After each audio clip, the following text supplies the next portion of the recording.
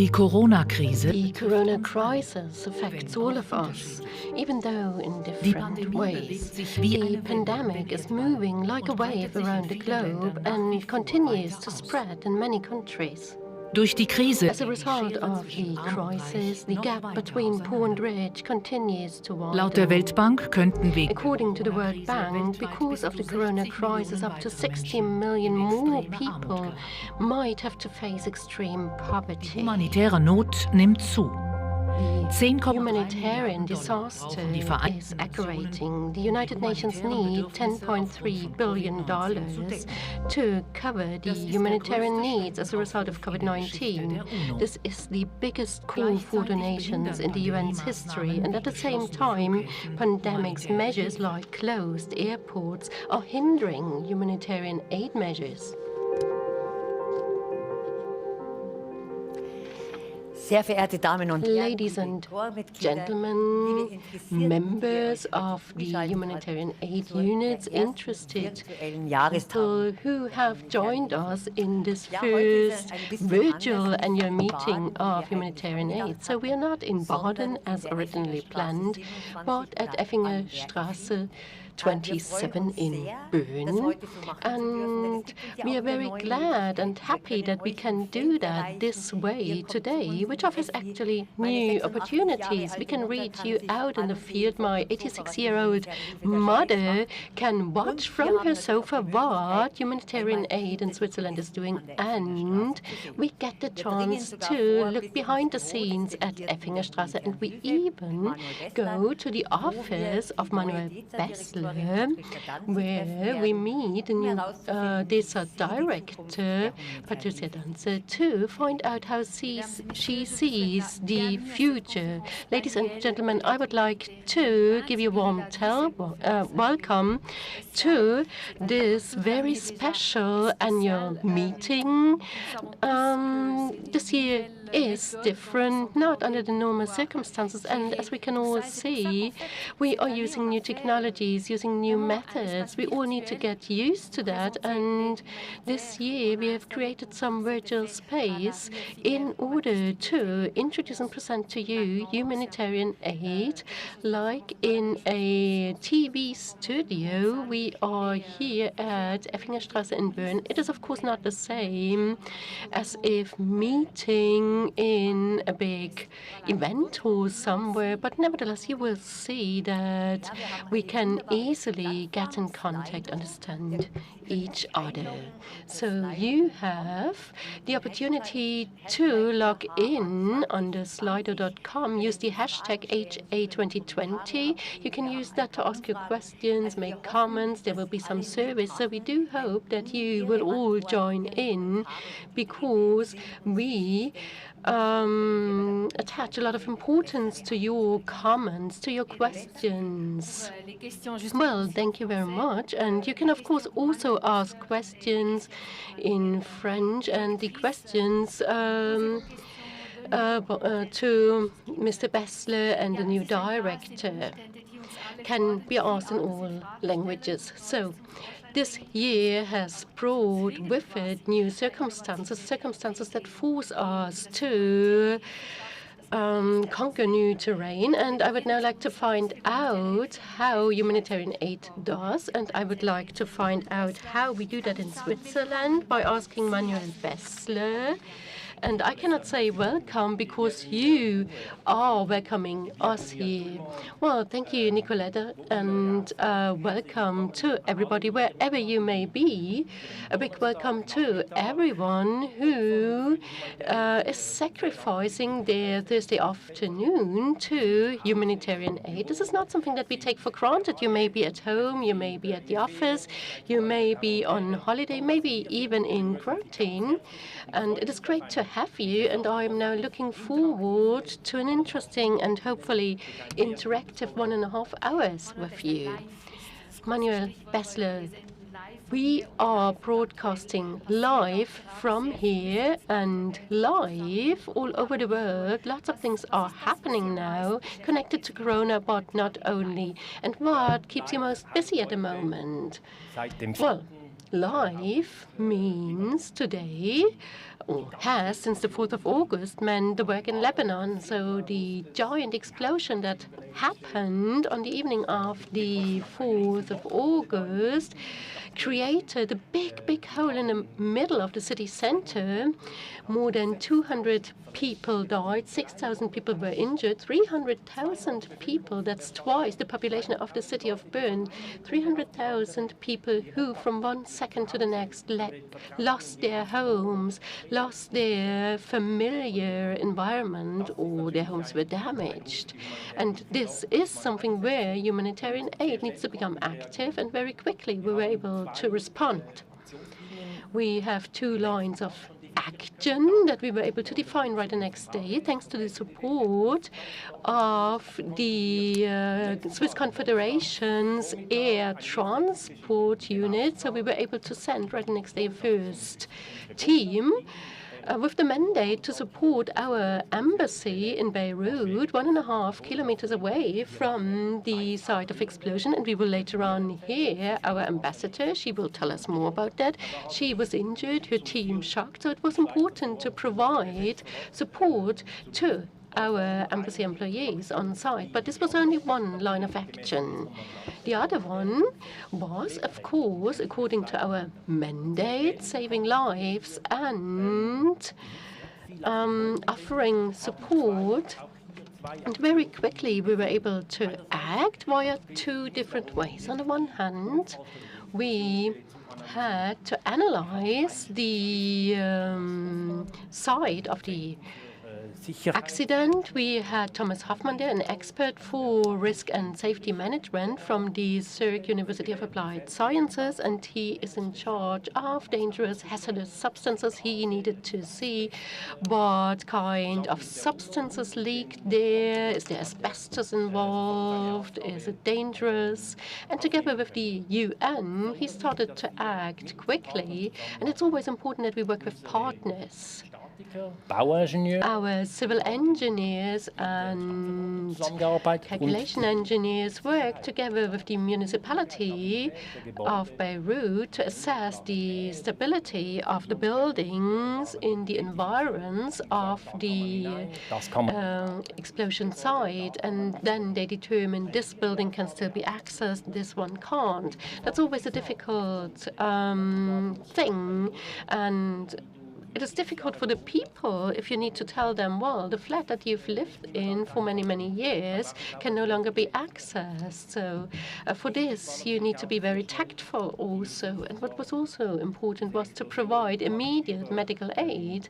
This explosion damaged more than 55 different hospitals and first aid sites, and more than 500 hospital beds could not be accessed anymore. And we reacted quickly with a team of doctors who were sent over quickly, and we identified 2 hospitals which we now support, and we will learn more about that from our ambassador.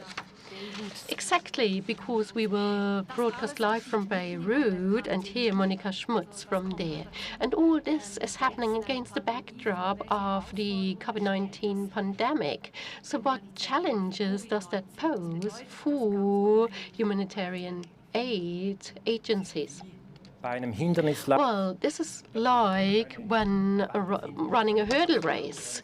So suddenly there's another hurdle in front of you, another obstacle, big obstacle that you need to overcome. And in Lebanon, the people that we sent there on Thursday morning, the Saturday, the following Monday, all of them needed to be ready and prepared to go to a place where there were higher numbers of COVID cases. Then they needed to be tested. And when they arrived in Beirut, the test had not to be older than 24 hours. So we needed to find a hospital. And there we worked with Inselspital in Bern and the University Hospital of Zurich.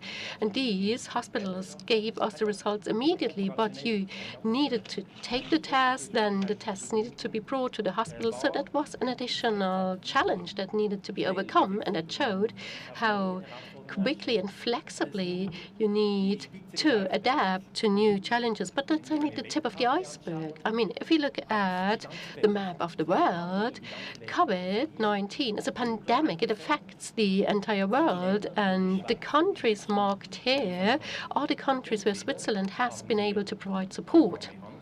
So either we adapted some of our ongoing programs by increasing the aid we provide. Let's take Bangladesh as an example there.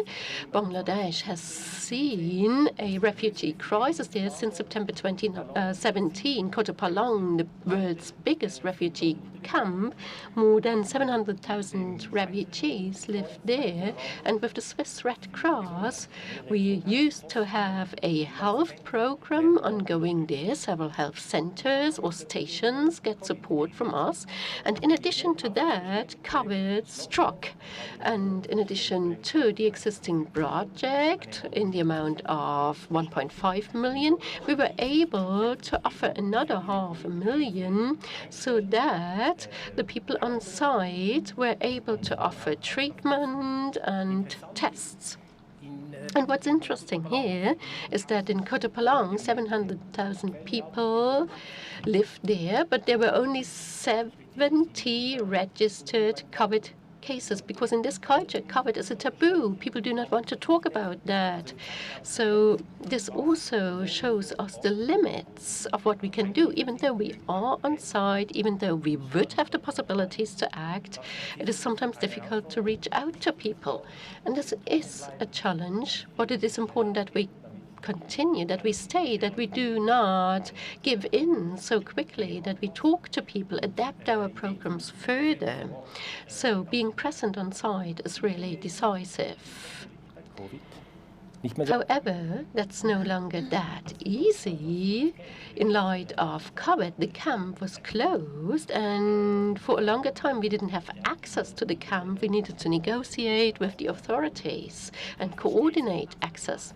So this brings with it many new challenges. Yes, exactly. New challenges that had not been planned. So this is why I would like to refer to a wall here that was coming towards us. Suddenly, nobody was prepared for this additional crisis. And also, we provided support via material supplies to Greece, for instance. The Greek government is faced with many challenges as a result of the migration flows. There we provided additional sanitary kits with masks and soap and gloves so that these refugee camps can be equipped. There we were able to react quickly thanks to the good contacts that we've established there via our embassy, and here we were able to provide support. Another project that we had to conduct from scratch was a supply program to Venezuela, a difficult country. It's not easy to get access there. And different organizations like the ICRC, UN organizations, but also NGOs, they asked us to provide help. And Switzerland then chartered a jumbo jet, and on the 19th of June, we were able to send this urgently needed material to Venezuela. So also here, we had to quickly make adjustments. We found an aircraft, a cargo aircraft, whose crew was willing to fly to Venezuela despite the embargo there. So it is important that you act quickly as the situation requires. So we have seen the map with the locations where Switzerland's active, and you have told us what you've done. This comes at a cost. How does Switzerland finance that? Well, this is an organizational challenge, but also a financial challenge. We in humanitarian aid have the so-called emergency aid fund, which provides us some buffer for the first wave, but very quickly the politicians also reacted. And there was an initiative launched by the Foreign Policy Committee of the National Council. This helped us a lot. This way, money could be provided, and a package of another 400 million Swiss francs could thus be provided for humanitarian aid and development aid in order to fight the corona pandemic. So part of that was given to the ICRC, part to the International Monetary Fund, and in the end we had 50 million, which we were able to use according to the needs and the feedback that we got in a very targeted way. And we used it in places where we have people on site or where we accompanied our deliveries so that we could be sure that our aid really reaches the right people. So the politicians had to decide quickly to provide this funding. Yes, absolutely, and we're very grateful for that. Can we go back to the map, please? There you see also what financial means were provided. So far planned are 87.5 million, and a bit more than 60% of that has already been paid out. So more than 50 million have been paid out. The other 30 millions, for this, we already have activities planned, and we are extremely grateful here that the Parliament was able to react so quickly. They saw the need, they reacted quickly, and hand in hand, the Parliament, the Federal Council, and we on the operational level were then able to implement these measures. So can we say that the Swiss humanitarian aid is crisis-proof? Have the last 6 months seen that, or do you see further potential for optimization? Well, being crisis-proof is a must for us. Humanitarian aid is being judged by their reactions in the crisis. We can have nice conferences, but we need to be there when it really counts. We need to be able to act. And if we were not crisis-proof, we would not fulfill our mandate. However, this being crisis-proof comes at a price, not only a financial price. You need to have the right people, expertise, willingness. From one moment to the next, maybe you had plans for the weekend to spend the weekend with your family, but no, then you have to fly to Beirut. So, and this willingness, this is something that is urgently needed for the Swiss humanitarian aid. Okay, so you will continue to talk about that later. Thank you very much for these first impressions. And if you have questions to Manuel Bessler, please send us your question via Slido. Billy said it in the beginning, so you can send your questions to Mr. Bessler and Patricia Danze via Slido. I would break now and pass the floor to Billy. Thank you, Nicoletta. Ladies and gentlemen, we all know that Lebanon is faced with another humanitarian challenge, namely the refugees coming from Syria. And I would now like to change perspective, take you with us, and see what the situation looks like, seen through the eyes of an affected person. Just imagine that a few days ago, you had to leave together with your husband or wife, your 9-year-old son, your 13-year-old daughter, and your ill old mother. You had to flee from Syria to Lebanon. You could only take the most necessary things, and you were lucky. You find a place to stay in a garage, and you managed to make it more or less comfortable with the things that you were able to bring. But there's no drinking water, no heating, and on the toilets, there's no privacy whatsoever, which is very difficult for your 13-year-old daughter. After a few days in Lebanon, you meet Shasa. Shasa meets for an international aid agency, and she would like to help you. But for this, Shasa needs to know exactly what your needs are. Now, 3 months have passed. You continue to live in this garage. In the meantime, you were able to get a monthly food package from Save the World, Chasa's aid organization, but there are long waiting times, and you always get the same groceries: rice, vegetable oil, lentils, and sometimes you exchange these groceries against fresh vegetables at a local market, and sometimes you have to sell these groceries because your old mother needs medication or you need school materials for your daughter. Your husband works at a construction site, doesn't earn much. There's no money to buy additional food or medication. You have meanwhile received a gas stove from an aid organization, and you have received access to water, but the toilets still don't offer any privacy. Your 13-year-old daughter can't go to the toilet at night because there are men hanging out there and she's afraid of them. Now, ladies and gentlemen, what do your perspectives look like? We would like to learn from you. How do you feel in this situation? What would you do? And we would appreciate it very much if you could join our Slido survey. It runs until about 2:15, and then we can go through your responses. So thank you very much, and thank you for supporting us in that.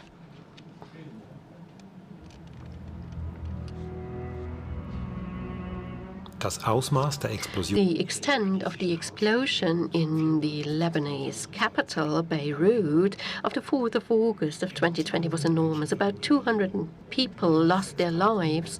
More than 6,000 were in part severely injured, and about 300,000 were left homeless. And the blast wave destroyed entire streets in the environs of the port. Numerous buildings were heavily damaged or destroyed, including 120 schools and several hospitals. Less than 2 days after the explosion, Switzerland sent the first team from the Swiss Humanitarian Aid Unit to Beirut, including civil engineers, psychologists, architects, and doctors. Their mandate was to support the Swiss embassy, to assess the humanitarian needs, and to initiate immediate support action. An SHA expert, for instance, was part of the investigation of dangerous substances in the port and assessed the impact of the explosion on the environment.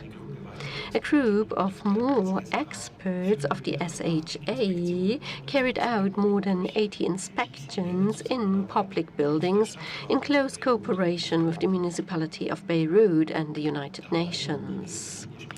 And here, mainly hospitals and schools were checked whether they were safe and stable.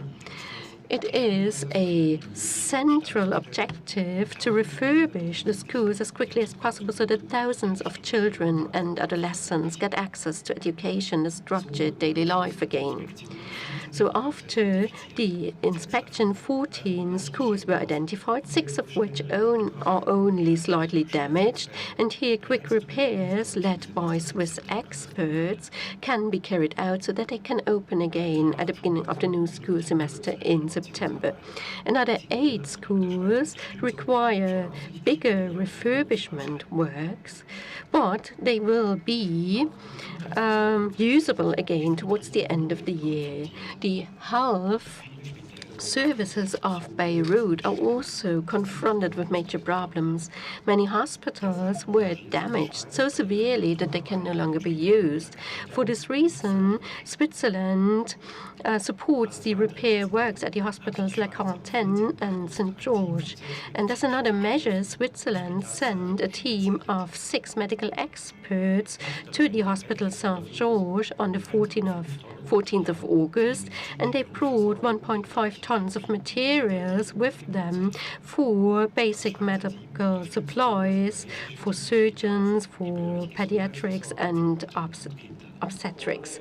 And the Swiss team thus supports the Lebanese team on site. So we are today in a situation where, thanks to the construction group, we can do some refurbishment, and we have refurbished the hospitals already. So we have people on site, we have materials, we have electricity, we have oxygen, and we can start to take care of the people already. And it's impressive how we collaborate and work together with our Lebanese colleagues, and most of them experienced the explosion themselves. They were at their homes, and now they are ready to work again, to do something. So we really work with people who have an enormous energy and strength of character, and this is enormous motivation for us that we can work with them. Now we have two women who have already come to the A&E department to deliver, and we are now ready with our delivery room to receive more women here who want to give birth. And we now have, thanks to the Swiss team, all the material that we need, so we are ready to receive women and help them.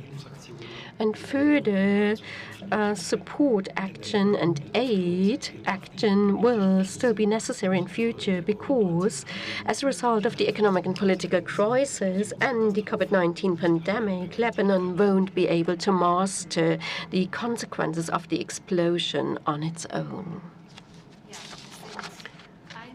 So these were quite impressive pictures that we've seen here from Beirut. Impressive films, also filmed by drone. So very often there's not just one big disaster, but others are coming on top. So we have COVID-19, which is spreading in the country, and now there was this explosion. And what that means is something that I'm going to discuss with Monika Schmutz, the Swiss ambassador in Lebanon, and I'm going to discuss also with Ivan Varambon. So I know that the two of you have a lot of work on site, so I'd like to thank you for joining us. Ambassador, you were in Beirut during the explosion. Can you tell us what you and your team experienced that very day?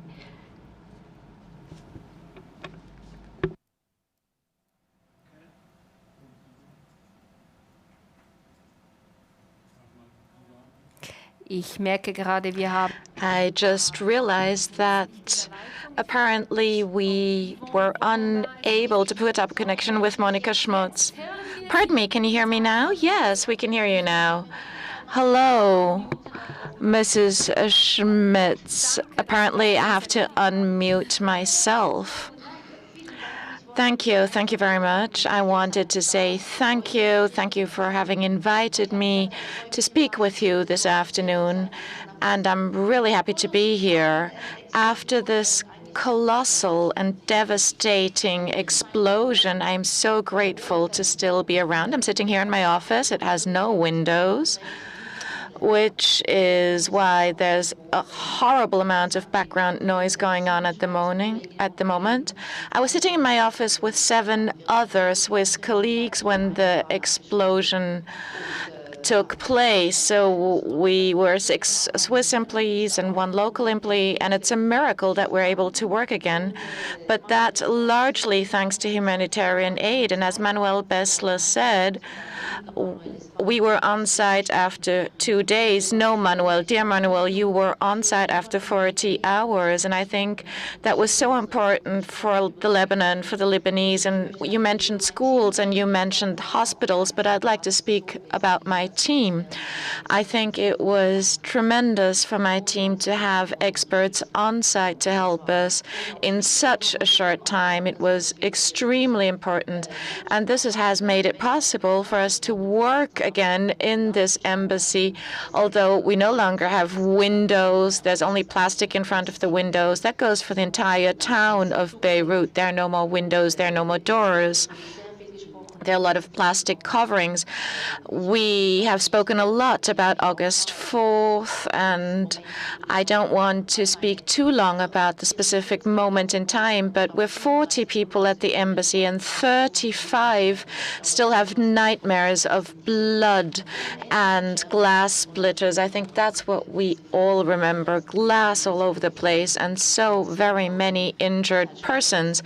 Someone mentioned 7,000 injured persons every day. The number increases, the number of fatalities has increased. There are very many people in a coma and many still passing away from their injuries. Awful circumstances currently in Beirut, as was demanded within the scope of coming to terms with the Syrian crisis, where the SDC supports and provides aid with regard to the refugees. But on top of this, now we have seen this explosion, a massive challenge for the Lebanon. Does this strengthen Switzerland's current aid? Has it strengthened and intensifies cooperation with the Lebanese authorities? That's a good and a tricky question. You asked about the Lebanese authorities. It's not as if the Lebanese authorities were far beyond any doubt. Allow me to be very frank about it. The causes of the explosion have not yet been clarified, but there was a lot of mismanagement, a lot of corruption, and our commitment, which is a massive commitment since the beginning of the Syrian crisis, is that we have always been directly active to help the population. We wish to continue to do so. As you said, obviously, we have provided aid to Syrian and Palestinian refugees, but we also try to help our coast communities. And I think the lion's share of our commitment and work was always direct aid without cooperating with the authorities, although Ivan will be speaking to you later on, and Ivan, myself, and the Minister of Health and the Minister of Education in the Lebanon, well, we have signed letters of intent with them because we wish that our experts be able to provide aid as rapidly and unbureaucratically as possible. So these are successes. We are very happy about this. Manuel mentioned very many important points in his introductory speech. He spoke about flexibility, he spoke about professionalism, he spoke about rapidity. We work more than we speak about our work. Maybe we need to speak more about the work that we do. We need to speak more about our USPs. But Manuel also mentioned the network and the relationships that we foster here at the embassy, which helps us tremendously to find access to the ministries, to the authorities, to tell them our people are here, our experts are here, we're going to work straight away, we're going to support you. And this is how we were able to get everything going so quickly. But I promise you, all of this aid is for the people suffering and not for the somewhat corrupt authorities. You mentioned that we don't speak enough about the work that we do. Let's speak about it now. Is this a long-term commitment? Obviously, it's a long-term commitment. Not necessarily with the emergency aid team, Ivan will be speaking about this, but obviously our commitment has been planned for the long time. We're an integrated embassy. We have all tools of Swiss foreign policy at hand. We work together in terms with migration policy, humanitarian policy, human rights. All of this plays an important role. So we're here and we're going to stay and remain here. And I think this was mentioned several times. We spoke about this multifold crisis in the Lebanon, and I think given this crisis, Switzerland is here to continue to provide aid and support. Thank you very much, Your Excellency Monika Schmutz, Ambassador of Switzerland to the Lebanon. Now to Ivan Voirambon, who was in Beirut 4 days after the explosion took place. He was there with the second team deployed. He has been in Beirut since August 8th. It was his mission to identify the needs. Tell us more about your mission on site. Can everyone hear me? We can hear you. We can hear you. Excellent. Yes, I arrived here on August 8th, 4 days after the explosion, with the second team deployed. We were tasked to evaluate the situation, the needs. Given such a events or incidences or catastrophes, what we need to do is carry out a risk assessment and to identify needs. With regard to such an explosion, it was quickly clear that a lot of infrastructure had been destroyed. So Olivier, my friend, and myself, who is in charge of construction, we went to assess the terrain. And the first day we went to look at the hospitals, and we realized how much more infrastructure would be necessary. We saw that in the film, and Manuel also mentioned it early on. There was a great need to rebuild hospital infrastructure, care, healthcare and educational infrastructure was necessary. We had to find a solution to hospitals and schools that had been destroyed, especially, well, luckily enough, actually, the blocks that had been hit the hardest and destroyed the most, well, that was a finely restrained area. So we really were able to concentrate on public services such as healthcare services. And we identified 2 hospitals of great interest to us. Those were 2 hospitals that provide care to mothers and to children, and those were our priorities. Also, obviously, pregnant women and small children who especially need our need. So we focused on this population, on this part of the population, because these were the most vulnerable women. These were women who had been the most vulnerable prior to the crisis and had become increasingly vulnerable after the crisis and the explosion. So these women needed our help, and very rapidly we put in place a system of aid for this specific stratum of the population. And then at the same time, simultaneously, we realized that many schools had been hit, so we had 2 dedicated teams for the schools to carry out a first assessment to see what we could do. A big advantage was that thanks to the support of the embassy, we were very rapidly able to contact the authorities in charge and to thus gain access to the schools and to receive permits. Well, doctors need permits to be able to practice, and also with regard to the schools, we needed permits, and also with regard to building. Ivan, you said, and actually, it's a very good thing, basically, that children are still born, even given disasters underway. There's a Swiss team called Mother and Child on site in Beirut, working with the 2 hospitals, St. George and Quarantaine. Tell me about the situation in these 2 hospitals. To my knowledge, the St. George Hospital is a bit more privileged than the other one, than the Quarantaine Hospital. Yes, these are 2 completely different zones. Beirut is a very varied city.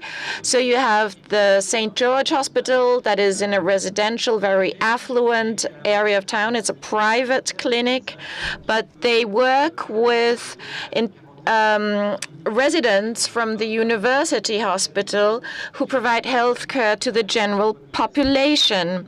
So it is to this general hospital that large parts of the population go. And anyway, this private hospital and this other more public hospital work together. And we were very interested in working with these 2 different kinds of hospitals, namely to use the infrastructure of the private clinic with highly competent nurses and doctors and staff in general who were able to react very rapidly, whereas in the Quarantaine Hospital, which was open to the general public and was hit very hard, had to care for very many and large parts of the population. So we worked together, and that was very interesting. It's also interesting to know that for us, it was not only about providing care to patients. For us, it was also about reassuring medical staff. I think Monica mentioned that they were totally stressed and they were totally traumatized. So we also had to accompany them. And as soon as we were on site, we heard from many members of the medical staff that just simply your presence is reassuring to know that you're here to help us. And this formed this gave them a sense of equilibrium. And we spoke with a lot of physicians that simply the fact that we were there accompanying them, that we were able to foster professional exchange, helped to increase their confidence.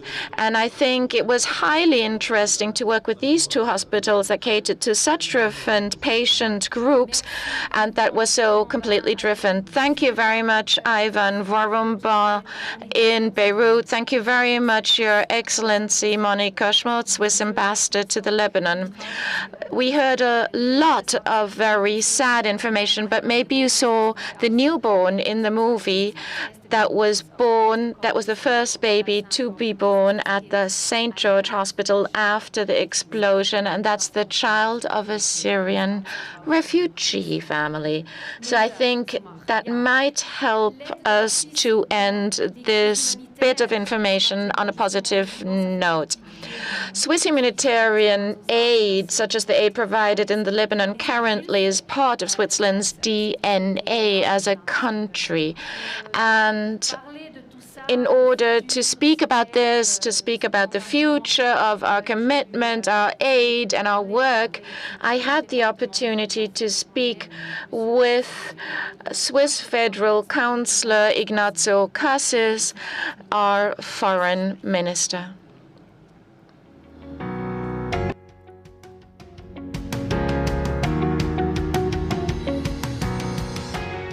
Monsieur le conseiller fédéral. Ignacio Cassis, our foreign minister and federal councillor. COVID-19 was and remains a huge global challenge.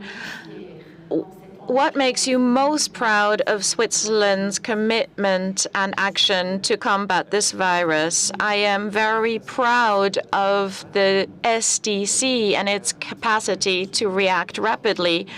Programs were adapted and modified within a few weeks' time only, for instance, in the healthcare sector. And this in order to provide healthcare to different countries throughout the world.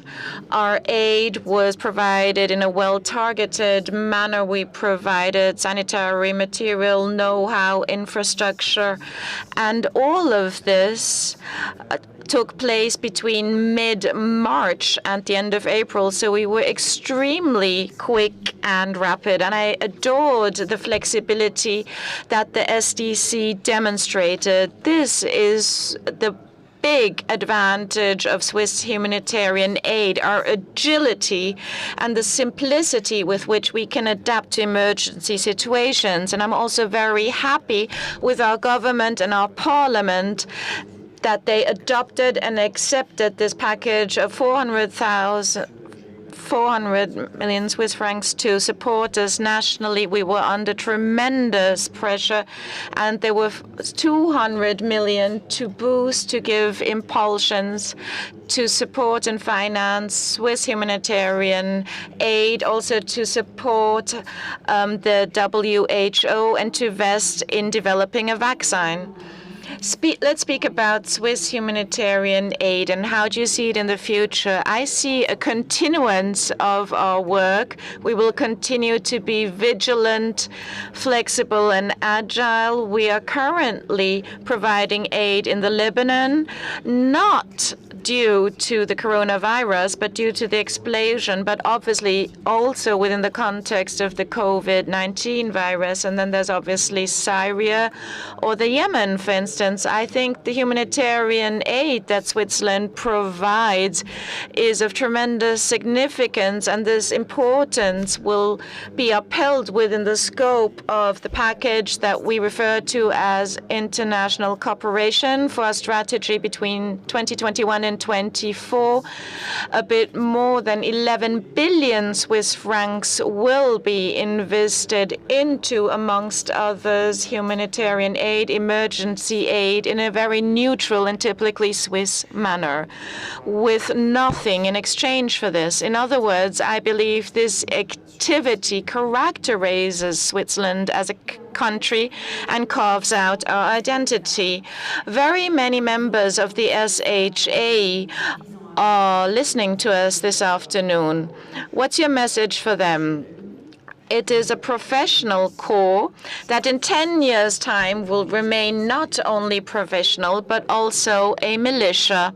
It's very important and very typical of Switzerland. These are not government employees. No, these are true professionals who are always willing and available to intervene when they are needed, which obviously translates into great and utmost efficiency without any downtimes. We have the best possible people with the best possible know-how that we can mobilize tremendously with tremendous speed. It's a highly efficient corps that works very efficiently. We're very proud of our corps, and I think for the 10 years to come, we will undertake everything to offer to this corps the best possible framework conditions. I'm happy every time the corps does not have to take action, but unfortunately, this is not the world that we live in. That was Swiss Federal Councillor Ignacio Cassis, who made the time to answer our questions last week. Der Hunger nimmt global. Hunger is increasing globally. At the Horn of Africa, currently over 20 million persons are threatened by hunger, which is twice as much as Switzerland's population. Extreme weather conditions of these past years have worsened food security.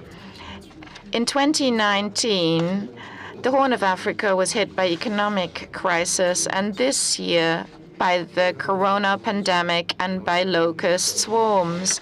The local population attempts to chase away the locusts with sticks, smoke, and noise.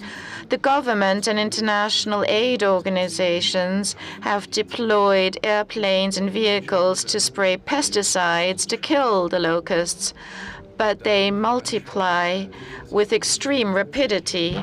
A swarm of locusts can achieve a diameter of up to 40 kilometers and lay back up to 150 kilometers a day. And in 3 months' time, the population can increase 20-fold. A sole average locust swarm can destroy the overall grain supply for 2,500 persons in only 1 year. In various different areas and countries, the insects destroyed more than half of the harvest and picked clean huge grazing land surfaces. We've just seen how devastating the locust swarms can be, especially in the Horn of Africa. And of course, relief efforts are very much hampered by the current corona pandemic. So without further ado, I would like to go over to Nairobi, where I'm very excited to speak to Mr. Kuno Abdi, who is the Food Security Program Officer for the Swiss Embassy in Nairobi, and he is responsible for the Horn of Africa. So let's see whether we have the line to Kuno. Hi, Billy. Hello, Kuno. Great we can hear you. I don't know whether we can see you yet, but it's great that you're here, that you're taking the time. When we spoke yesterday, Kuno, you said to me, oh, I need a special permit to go to the Swiss Embassy so I have a better internet connection to do the interview with you. Now, can you just describe to us what is the situation on the ground, with the locusts and with the pandemic? Just give us a little bit of an idea what it's like where you are. Indeed, I'm at the office today with the special permission, as I told you yesterday. Locked myself in a room, not interacting with the teams. Having said that, the COVID pandemic is a global problem. East Africa is not different. It's causing all the restrictions and economic slowdown. However, there is the other problems compounding this with the locust infestation in the region. As you may be aware already, this is the worst locust infestation in decades in the Horn of Africa region. We're talking about 25 years in Ethiopia and Somalia, and more than 70 years in Kenya. We've not seen locusts of this magnitude. The current locust infestation, of course, has been unprecedented. The speed of the spread and, of course, the scale of the infestation are so beyond the normal that it has overstretched the capacities of the mandatory institutions to respond. But regionally, of course, currently the situation is of course, not so good. There are active swarms and all that. Of course, I will probably go to the details. Yeah. I mean, we've all seen the pictures on television, and it's almost unimaginable to be there. Now, the Horn of Africa is already, 12 million people are already food insecure there. So what does this current situation mean for these people? Well, when we say 12 million people are food insecure, what we mean is these are people who are dependent on food assistance or need food assistance continuously. But when the corona pandemic, the locust infestation, and the floods recently in this year, this number is much higher. We're talking about around 120% increase in the number of people who need food assistance. So this is unprecedented, as I said, and of course it's kind of triple shocks. We used to shocks in this region, frequent droughts, floods once in a while when we have good seasonal rains. But getting locust, getting corona, has been unprecedented in a way or the other. And as I said, there are active swarms of locusts currently in the region. The situation in Kenya has much improved and is kind of under control, even though we still have 2 counties out of the 30 counties. The counties are cantons, if you like, similar to what you have in Switzerland. We have 47 in Kenya. We have 2 counties that have active swarms in Kenya. In Ethiopia and Somalia, we have large active swarms. And the risk of being reinvested from Yemen. Somalia has additional problem and challenges of security, especially access in southern regions of Somalia, due to insecurity and presence of armed non-state actors. So these are just challenges compounding the whole atmosphere. Yeah, I can barely follow you with all the challenges. And as you just said, 150% of increase in people who are food insecure. Now, we have been in the second wave. I think we're already into the third wave. Now, how do the governments of these countries and also international organizations actually prepare for the looming hunger crisis? I will not say looming hunger crisis. I will say ongoing hunger crisis. There is kind of level of preparedness and common messaging, if you like. But overall, from 2011, when there was a massive drought and famine that killed so many people, especially in Somalia, up to 250,000 people died. This has been kind of there was ongoing building of resilience of communities to cope with this ongoing shocks. Switzerland has been part of that process. So there is kind of level of messaging and learning from the previous experiences. Of course, this does not mean that the humanitarian assistance has slowed down. As I just said, 120% increase this year. So there is a level of awareness, a level of preparation, and overall there is improvement in kind of the response we're talking about. But of course, we are not out of the woods. Organizations have been using cash modality for delivery of humanitarian assistance. And it's important to know that there is a clear messaging around the whole humanitarian needs, despite the resource limitations to assist the people facing hunger. Yeah. And Switzerland has been a part of that process. Probably I can mention 1 or 2 words about it. Yeah. Well, you've obviously learned from experiences, and you're obviously not unprepared for this. Thank you very much, Kuno, for your time. We really appreciate it, and all the best to the Horn of Africa. Thank you very much, Billy. Thank you. Thank you for having me. Die Schweiz hat sich bereit erklärt, für mehrere UNO-Organisationen, NGOs und das IKRK den Transport von Hilfsgütern nach Venezuela zu organisieren.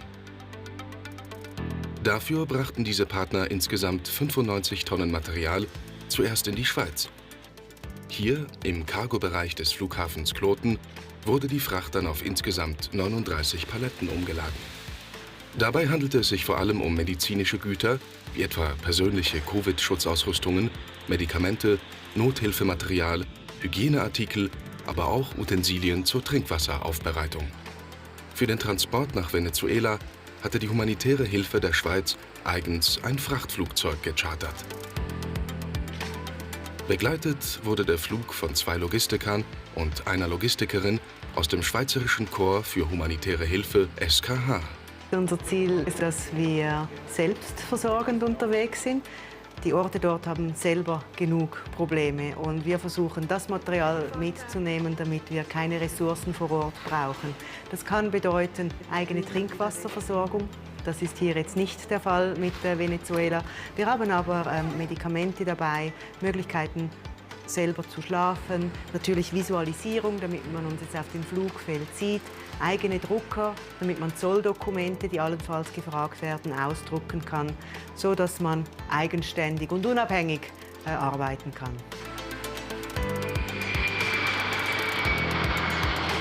Am 19. Juni landete das Frachtflugzeug in der venezolanischen Hauptstadt Caracas, wo die Güter entladen und an ihren Bestimmungsort transportiert wurden.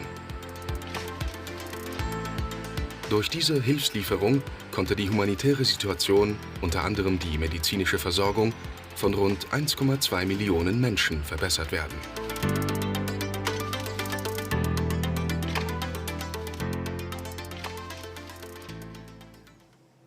Das also Informationen zu Venezuela. Aline Joska, die wir eben im Film gesehen haben, ist inzwischen wieder zurück. Und bei mir herzlich willkommen, Aline. Dankeschön.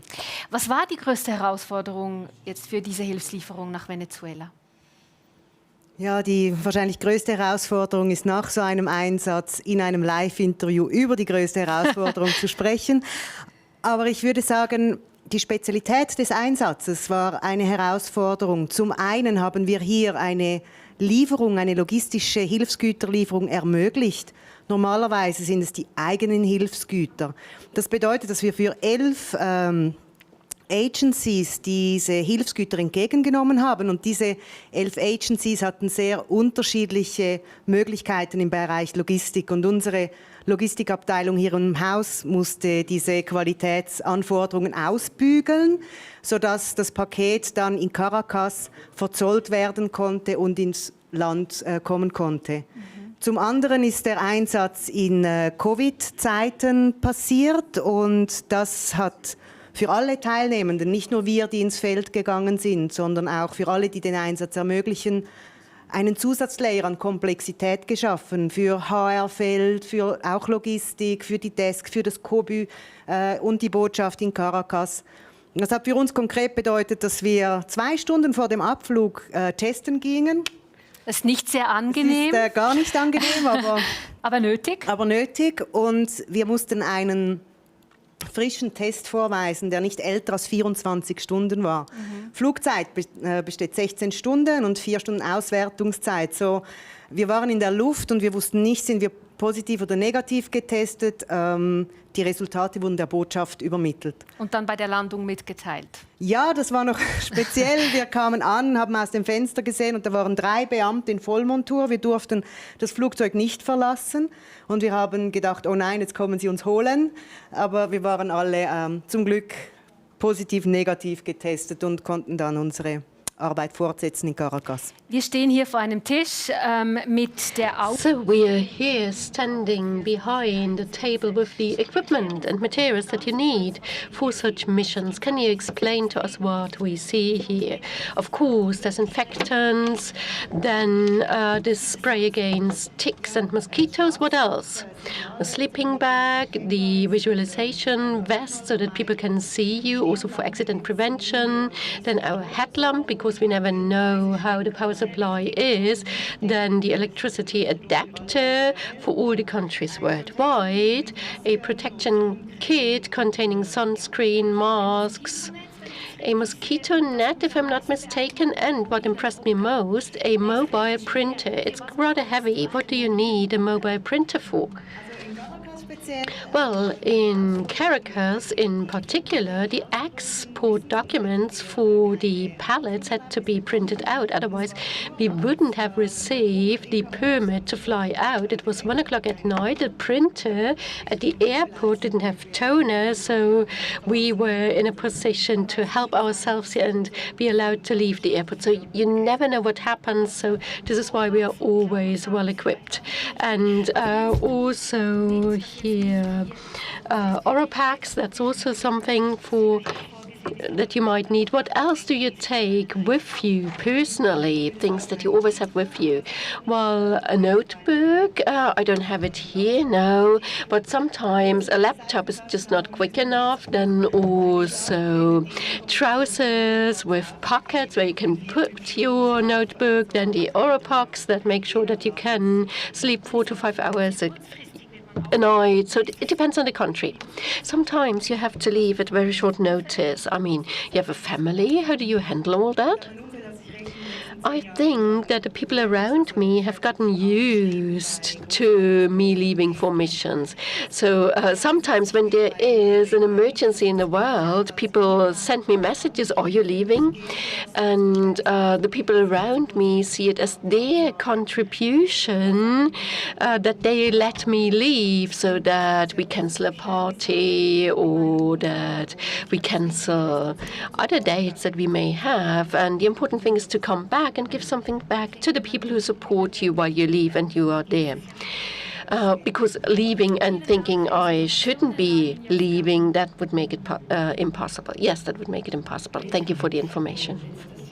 Worldwide, more than 243 women and girls fell victim to sexual or physical violence by people from the same household last year. And in many countries, numbers have increased further over the past few months. Curfews and quarantine are decisive in the fight against the virus. However, these isolation measures also lead to more tensions within families, as victims and perpetrators have no way to avoid each other. Providing help and looking for help gets all the more difficult under these conditions. So what is needed in order to improve the situation for the victims? What is Switzerland doing? We've just heard that the number of victims of domestic violence is 30 times the Swiss population globally. So it's a big problem, and I'm here now with Barbara Weiermann. She is the gender advisor and gender-based violence expert here at headquarters for the humanitarian aid. Barbara, welcome. Thank you. Thank you very much for having the time to talk to us about this important topic that's becoming obviously more and more relevant. Now, we often talk about domestic violence in conflict situations, in war situations. What about humanitarian situations? Is this a big problem also? Yes, I mean, in all humanitarian situations, the violence against women and girls is very high. We know that 1 in 4 women will experience sexual and physical violence while in humanitarian settings. We obviously talk a lot about sexual violence when we talk about war and crisis, because, we have all heard about rapes by soldiers and militias against women and girls, but also men and boys of the opposite side. And it is often talked about as a weapon of war. What we don't talk about so much is about domestic violence. It is also very high. We think there are about 70% of all the women who will experience violence will experience this violence from their family members, mainly their husbands. And how about in the current situation with the COVID pandemic, with the lockdowns, people can't go outside, they get frustrated. Have the numbers increased, and if so, why and how? Yes, the numbers have increased incredibly. We have heard about it from all the countries where we are present. The women's organizations have reported about it. The media has reported about it. People are locked up. We have heard it earlier today also, how people have to stay inside for weeks and they don't earn. And so this, of course, increases the tension and also the violence. So it has been discussed everywhere. It has been discussed in the UN.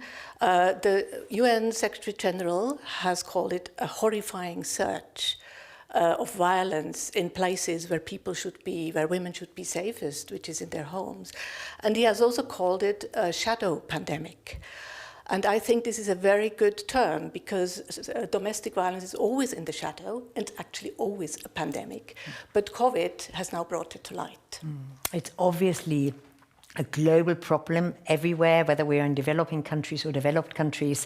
But let's go now to Africa. I'm happy to welcome Luan Montbaron. Hello, Luan.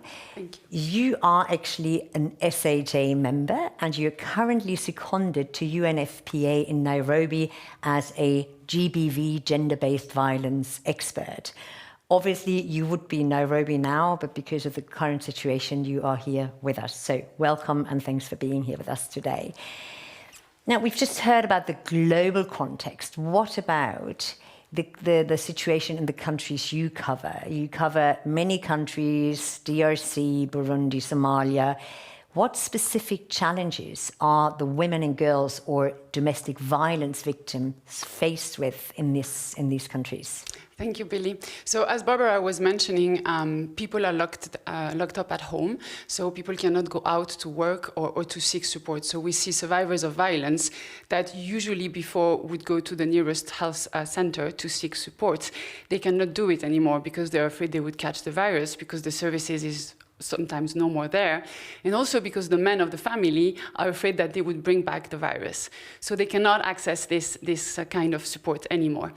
So one of the things that organizations have put in place or increased at country level is hotline services. So for instance, in Somalia, the calls to hotline have been multiplied by 4 just during COVID. So we see a huge increase. But I think she was mentioning the shadow pandemic. I think even those numbers, they are big, but it's only the tip of the iceberg because we know that many women, I think in Burundi it's like 40% of the cell phone coverage, people that have a phone. So many women don't have a phone, don't have connection, and they can actually not call those hotlines. Oh, interesting. So the governments, they're doing something, but the technology often isn't there. Do you have any examples of a best practice, what you've seen, you to think, oh, this is a brilliant way to fight it? So I have to say that we have witnessed a lot of amazing initiatives at field level by grassroots organization, women rights organization, even volunteers. I think one of the examples that come to my mind is because we were not able to continue the usual services that we would provide. In Zimbabwe, for instance, where the government had put in place a really strict curfew, so people could not go out after 7 p.m. And we know that most of the cases of violence happen at night or in the evening. So my colleagues were able to convince the government of the life-saving aspect of these services for survivors. And so they were able to convince the government to let them operate mobile health unit, they called it, that would go around at night and really, truly save lives of women and girls. Oh, so that worked. Wonderful. Now, you're here at the moment. You can't go back to Nairobi. You're working for UNFPA. What is your role in this, and maybe UNFPA's role in helping these victims? So what we try to do first is to make sure that those best practices, like the one in Zimbabwe, is well known by other countries in the region, so they can duplicate or get inspired to do similar supports. I think another thing that what we are trying to do is really to support on the technical aspect. So for instance, how do you train social workers so that they are able to do counseling over phone if they work in hotlines, for instance? Or what could be your arguments to convince a government like Zimbabwe to let them operate at night? But I think what is really important, and this is my message really for all of you today, is that the response is really done at field level by local actors, by national organizations, and they are the ones doing the critical job. So I think what we really need to do is to make sure that we amplify their voices and that we channel back, their needs, their achievements, and so globally that we can really support them the best way we can. Yeah. Thank you so much, Luan. So we've just heard from Luan, obviously the organizations, they're all adapting. They're adapting to the new challenges, especially in times of COVID. How is Switzerland adapting and what are we doing? Yes, as Luana said, it's very important that we actually make sure that the women's organizations and organizations working on these topics get the money. And we have really advocated a lot also that global response money for COVID goes also to GBV, to gender-based violence services. We have also increased our money that we give for services, but SDC obviously is also clear that we cannot only work on services if we want to tackle this problem. We have to work in the long term, and we have to work on the root causes, and the root causes are really, the discrimination of women, the unequal relationships between men and women. And so what we also do is we really increase, we support organizations that work for women's rights. And I want to just mention an example where we work for the empowerment of girls and women, of girls especially, and this is in South Sudan. There we work in a school, and the young men and the young women, they learn, how gender-based violence is affecting them, what they can do against it, how they can say no to what they don't want. And this is important for the girls. It empowers the girls, but it also empowers the boys, because the boys have to learn that it is also their role to say no to violence against women. That's a very, very strong message. Thank you so much, Barbara. Thank you so much, Luan. We're going back down to Nicoletta to see what she's finding out about cash projects. Ja, genau. Also am Anfang dieses Events hat Billy, meine Kollegin Billy. Well, at the beginning of this event, my colleague Billy presented a scenario to you, a scenario of a family that had to flee and that was faced with different difficulties and had to decide what to do with the aid that they get.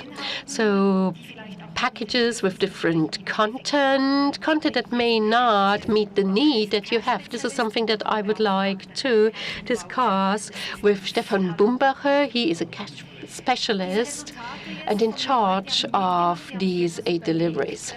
So these people working in these projects, they thought, what would I need in this situation? How did that work? So I do hope you can see on the screen here what the survey results were. The first question was, what do you and your families need most urgently? Offenbar gibt es ein Problem. So there's obviously a technical problem. We can't see the results. So you had two possibilities here, two things that you can tick. And most people said, well, access to food was more important. But regarding the second question, there it was about access to sanitary installations and kits.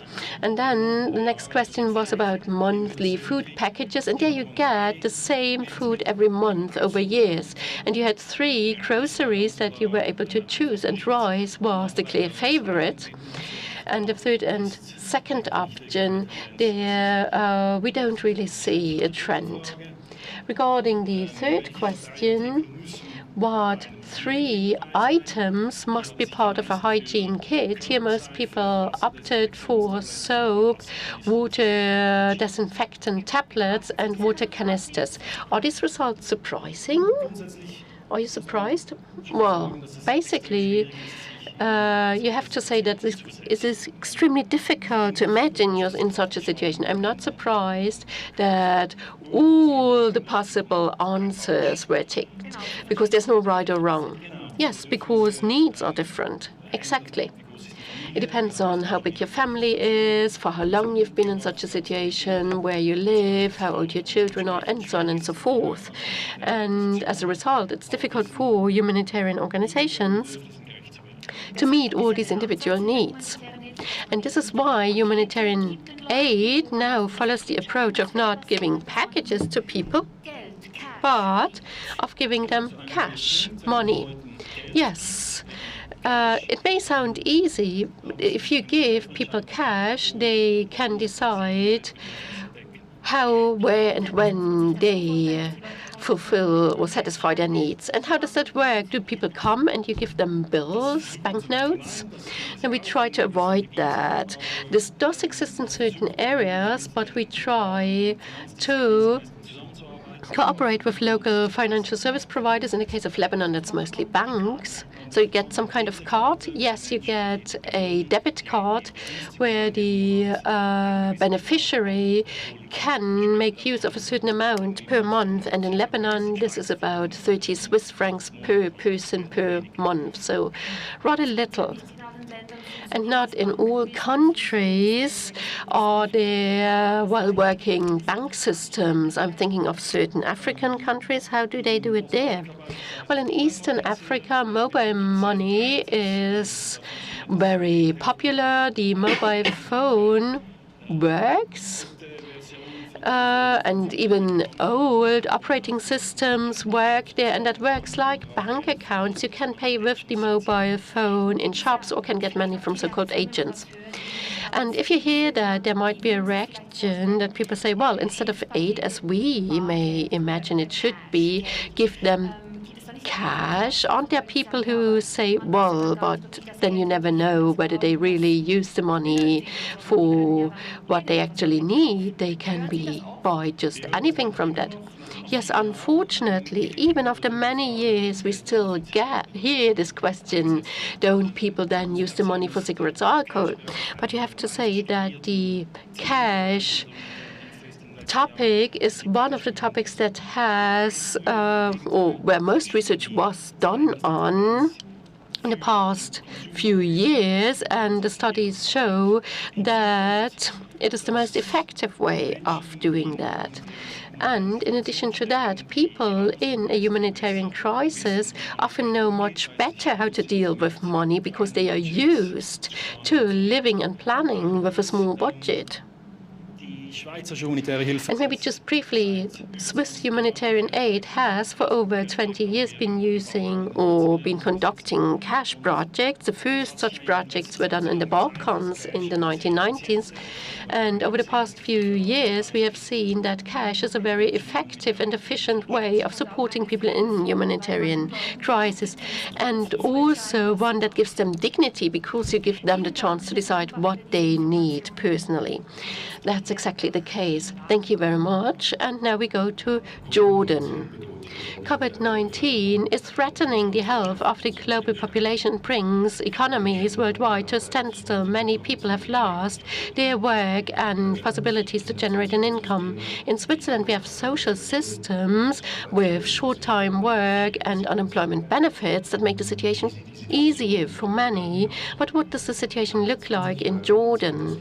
For 20 years, the country has been one of the leading recipient countries for displaced people, and back in 2019 they still had about 3 million refugees based on a population of 10 million. Many people in Jordan depend on daily wages, which they now don't generate because of the pandemic. Can new forms of aid improve the situation and support people on their way back to self-sufficiency and independence? Well, this is a difficult situation, a big challenge at the moment for Jordan. And this is a situation that I would like to discuss with Sabine Rosenthaler, the deputy head of the International Cooperation Unit with the Embassy in Amman. Sabine Rosenthaler, hello, can you hear me?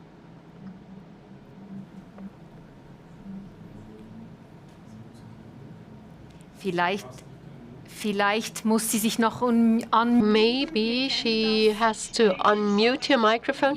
Now you should be hearing me. Hello from Amman. Hello, Sabine Rosenthaler. Thank you for joining us and talking about the situation in Jordan. Jordan as a country is affected by COVID-19, and at the same time, we've seen that in the film, 3 million refugees live there. How does the country deal with this challenge? Well, I would like to describe the 3 million in more detail. It's mainly refugees from Syria, Palestine, Iraq, and a few more countries. And if you then also add these 1.2 million migrant workers living and working in Jordan, then they make up about 50% of the Jordan population. So you see, Jordan's very generous when it comes to receiving refugees, but they don't master the situation on their own. They need a lot of support from the international community. Okay, and what can help Jordan in this situation? Well, especially in the COVID pandemic, there are not that many COVID cases in Jordan. We currently have an accumulated number of about 1,500 cases. This is because at the beginning of the crisis, the government was very strict. We had a very strict lockdown, curfews, the borders were blocked, the airport continues to be closed. And this is why at the moment we are talking more about an economic crisis than about a public health crisis. Just imagine, tourism is a very strong income sector for the country, but now we only have domestic tourists. Well, and what could help Jordan here to better deal with these refugees and to create a network of support? Well, there are networks of support already, and affected are mainly people who work in the informal sector. So people who rather quickly reach their limits, have no means of earning proper money, and then people make debts, accumulate debts, or send their kids to work. And this is why the system that Stefan mentioned already, this cash system, this is something well established for the refugees, and it's also an approach that the national support system is using to helping the affected Jordanese people. And can you give us an example of actual help measures? Well, for instance, we have different partners. And I would like to say something more here. The SDC was able to react to the situation with all the tools it had at hand, supporting the government system, which had a lot of need when it came to the possibility of providing support to all the people who would be eligible to support. And then via the support of the global program, we were able to support the migrant workers, and then we have partners that have a well-established cash system already, which made it possible for us to react quickly. This is the good thing about such welfare systems or social networks, that you can react rather quickly to new situations and crises. Thank you very much for your information from Jordan and for the impressions that you provided us with. And I would now like to pass the floor back to Billy. I'm now here with Patricia Dunphy, the Secretary General of the Swiss Agency for Development and Cooperation.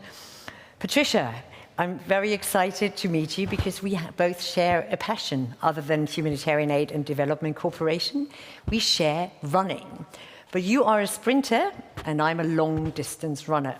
So is there an analogy between long-distance running and sprinting and humanitarian aid and development cooperation?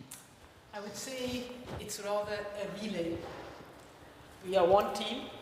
We have the same objectives, different tasks.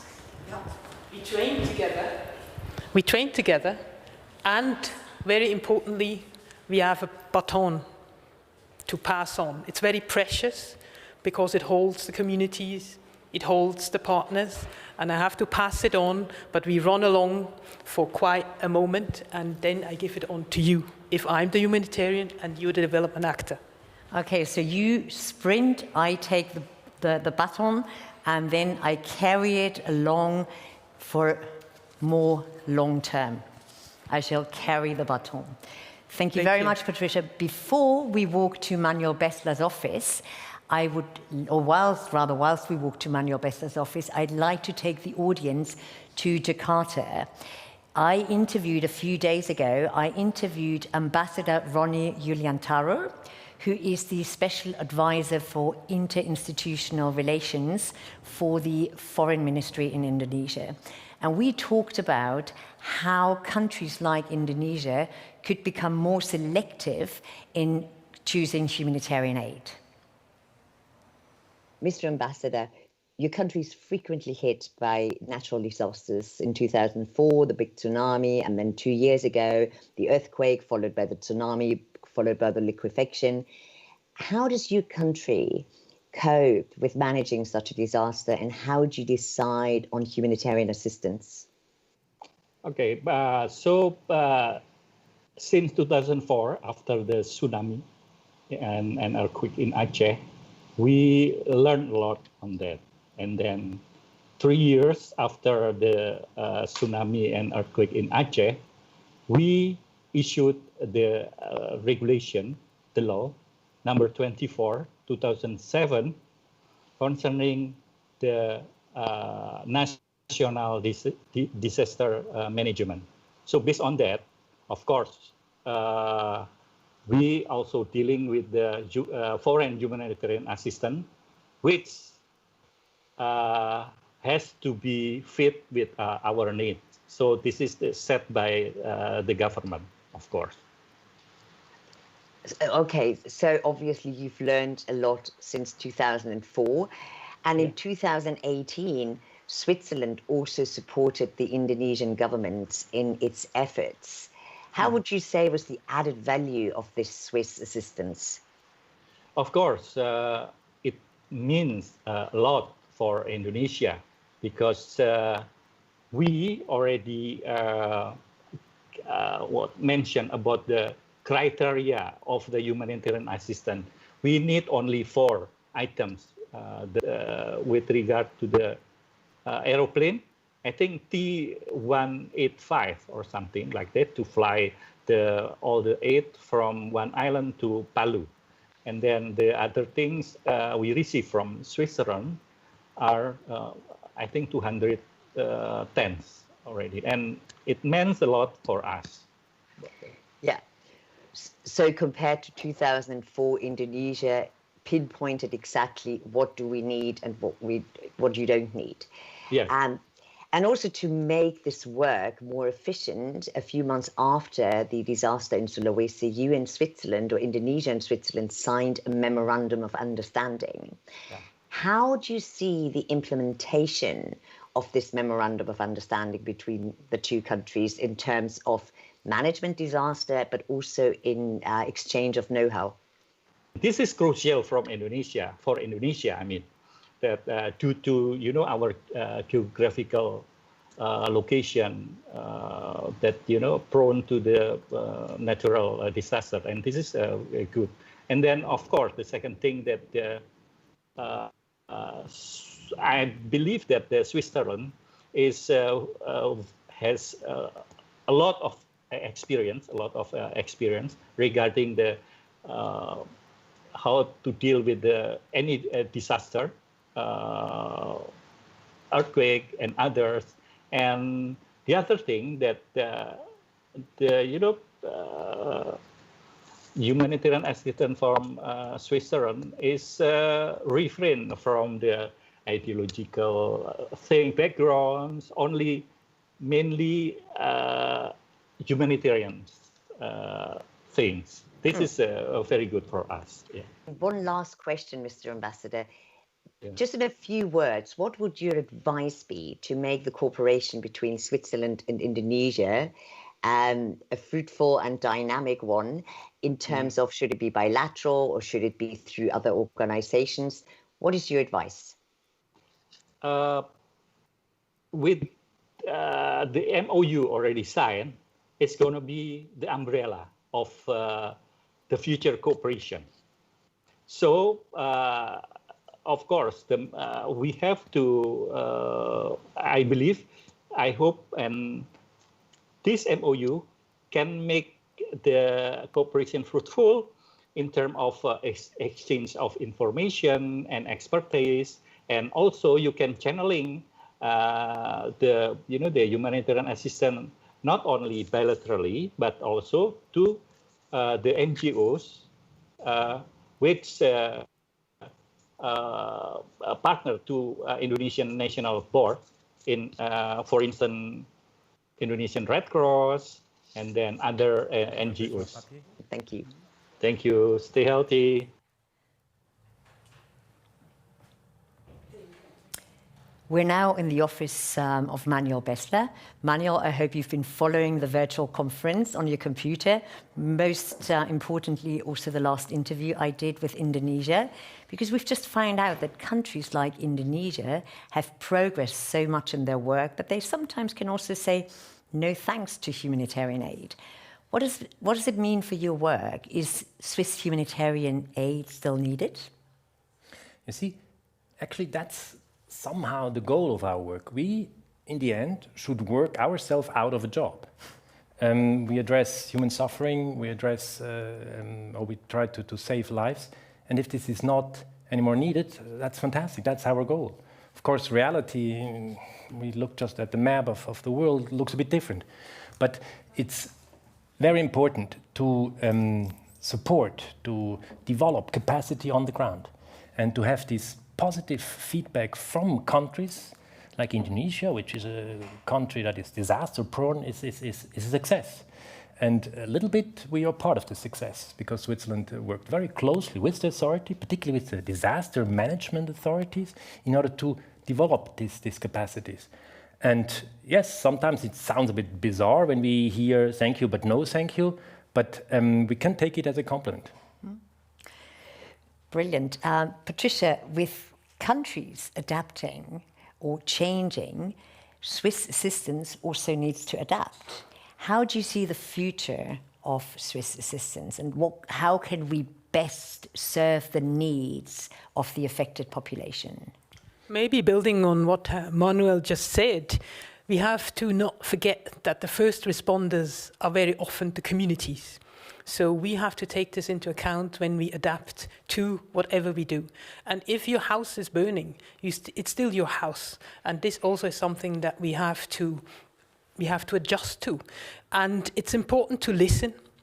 It's important to take into consideration local capacity, because it will still be there. Even if the house is burning, the capacity is still there. And if we manage to build with partners and to reconstruct the house, I think that's when we are successful. Yeah, and we talked before about the relationship between humanitarian aid and development cooperation. I have the baton here. It's been passed on to me for more long-term assistance. That leads us to the famous nexus. What does nexus actually mean? And what does, pulling together mean? How do you see it? Nexus only means something if we manage to put the people in the center, because we all have different needs at different times. And if we ask the people, what do you need today? If you have lost your clothing, you need clothing, but you also need maybe schooling for your children. And at the same time, you think about that while you are being clothed. So this is important, that it's the people in the center. We need to reinforce the systems while we have to adjust to basic needs first. Now, I had the privilege with Manuel and with another colleague to go to Mali and to Niger in January, where we could still travel, actually. And we were visiting a center, capacity building for handicapped people in Niger. And what was very striking, many of the handicapped, they were trained to have something to work on. However, when I looked around, I realized the majority of the handicapped were victims of polio. Mm-hmm. So then the second question is, while we're giving all these employment capacities, why is it that in the north of Niger, people still fall ill of polio? And we have to work with the health system, with the authorities, that this is no longer happening. And this is also nexus, to think further, to address the root causes, and that's only possible if we can work with the governments. Yeah, I mean, Manuel, your trip with Patricia to Mali, did you also feel similar about what you saw in the handicapped center? This was a moving encounter, for sure. And it shows that only together we will make a difference. Of course, and I'm the first who says humanitarian aid is important, but it's not the solution. Humanitarian aid, as we saw in the different examples before, is rather short term. We need sustainability. We need to make sure nobody or no one is left behind. And this can only be the mid and long term. And there, obviously, we need shoulder to shoulder to work together with our development colleagues and also with our political colleagues. So we have actually this triple nexus that has to come together. It's a big challenge for the future. Now I can see Nicoletta coming in. We still have a few minutes for the questions we've got from Slido. So Nicoletta, over to you. Genau, Sie hatten ja... Yes, exactly.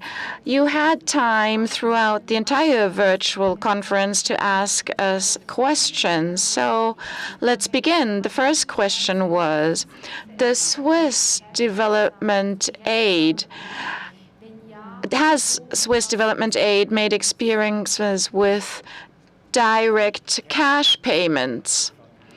What about the learnings? As we heard from Stefan Brubacher just now, this is something that we wish to develop further, these cash payments. It's something we used for the first time during the Balkan Wars in the 90s, and we were very much criticized for this, but it is promising, especially with regard to future crises, that not only take place somewhere out in the jungle, but also in urban settings. Think of the Lebanon, for instance. So especially in the Middle East, trading and commerce will pick up again very, very rapidly. And as Nicoletta said, money can help you to gain back some of your dignity. Money can help you to support local business. And if you tap into the proper channels, this can prove to be a very flexible and rapidly effective solution. So we see tremendous potential in the phase with regard to cash. We use this in Albania during emergency phases, but you need to evaluate and assess carefully in order to prevent any form of abuse. That question was asked by Patrick. We received a lot of questions. Jacqueline asked, according to which criteria do you determine partners for cooperation? We have different partners. Those could be countries, NGOs, governments, the private sector. And depending on the partner, we also apply different criteria. What is very important to us is efficiency. We want the proper solution, which means together with our partners, we need to define precisely which result we are looking for. And when we carry out an assessment, we also pay attention to the partner's track record. We pay attention to the partner's current work, any work that we might not like. Could it be a partner or an organization that, for instance, is active in the field of resource management? So we carry out a very careful risk analysis, and we vet our partners. We have the map of the world here, and we have less activities, less SDC activities in Latin and South America. What are the SDC's plans here? Humanitarian aid has a global mandate, which means we are active where there's need, we are active where we can provide added value, and we are active where Switzerland has interests. In other words, obviously, South America is still on our radar. We have the integrated embassy in Colombia. We have our office in Lima integrated into the embassy. And we had this massive action in Venezuela. It is together with our embassies and our offices on site that we need to determine urgent humanitarian needs. We have defined the budget. We will continue to work closely together with our embassies on site in order to continue our humanitarian aid on this continent. And regarding cooperation with development aid, Back to Latin America. Last year, we decided in favor to move from bilateral cooperation, to move away from bilateral cooperation step by step. So what COVID has shown us, well, if countries will suffer difficulties during this phase of 4 years, Switzerland will remain willing to provide humanitarian aid, will be on site with multilateral organizations. Latin America remains in the heart of very many Swiss people and also Swiss parliamentarians. So we'll be there on site to help in the wake of the COVID pandemic and other catastrophes. Damien Cotier asked the following. It would be a tremendous logistic challenge to distribute the hopefully soon to be developed vaccine for COVID-19. How are you preparing for this? Well, at the beginning, it's not only a logistical challenge, it's primarily and above all a political challenge. Which countries have the resources to procure the vaccine once it is available? So there are several challenges linked to this question. It's a multilateral challenge, and we are preparing for this within the scope of our COVID-19 response this year. Obviously, all measures, all action is subject to good cooperation, to sound cooperation. Humanitarian aid, development aid, well, we're ready. We demonstrated this in the case of Venezuela. We are prepared, but we need to work closely together with other stakeholders. Do we have time for one more question? I'll decide on my own. Yes, we'll ask one more question. One more question, namely the following: the Lebanon. Select schools and 2 hospitals if there was mentioned need of 300,000 people in need of immediate shelter. Also warum hat man sich auf die Schulen und die Spitäler konzentriert? Es ist wichtig, nochmal hier unsere Nische zu. Once again, we are active in a niche. Contrary to other stakeholders and actors, we began with a team of only 10 persons. Now we have 21 experts on site. So we identified our niche in line with our know-how. It's impossible to do everything. We need to be active where we can contribute added value, for instance, in the field of healthcare and medical aid, which is why we chose the hospital, and also in the field of schooling and education. There are 8,000 school children out there who no longer have schoolhouses to go to.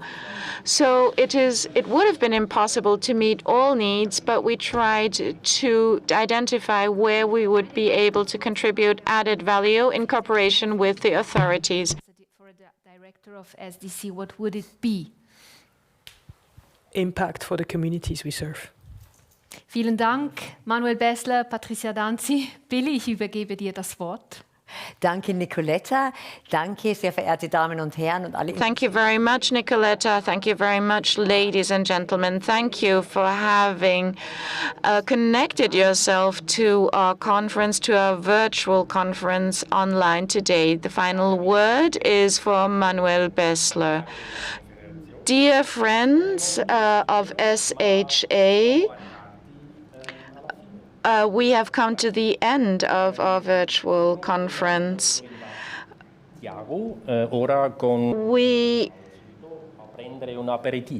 would like to have cocktails with you today, but unfortunately that's not possible. But anyway, I thank you so very much for having made the time to attend our virtual conference today, our Swiss Humanitarian Aid Conference. We would be tremendously interested in obtaining your feedback. Here's our email address. We love compliments, but obviously also we always have room to improve upon ourselves. So feel free to criticize us in a constructive manner if you wish to do so. We will not fail to surprise you once again next year, because the SDC has so much to offer with a myriad of different tools. And it's very important to us to keep up a good communication flow with you. I would like to thank and close with my thanks for the very many persons who contributed to today. Thank you very much to our two moderators. Thank you very much, Nicoletta Cimoni. I think this is the second time that you have moderated one of our conferences. Thank you very much, Billy, as well. Thank you very much to Jack, to Patrick Brooker behind the camera, and to Max Farney, our director. Thank you, Muriel Draw, and thank you very much to all of our conference technicians. Grober Technic helped us tremendously. I don't know. I'd also like to thank Susanna Graf. I don't know whether you know that, but Susanna Graf was the big brain behind this virtual conference. We had our doubts. We thought it would be too complicated. Thank you so much, Susanna, for the initiative, for the day, for the idea together with Susanna, Sindel, and Emilia. You put together a great conference. So a big, big thank you to you for this unique form of cooperation. And to close, bye-bye, everyone.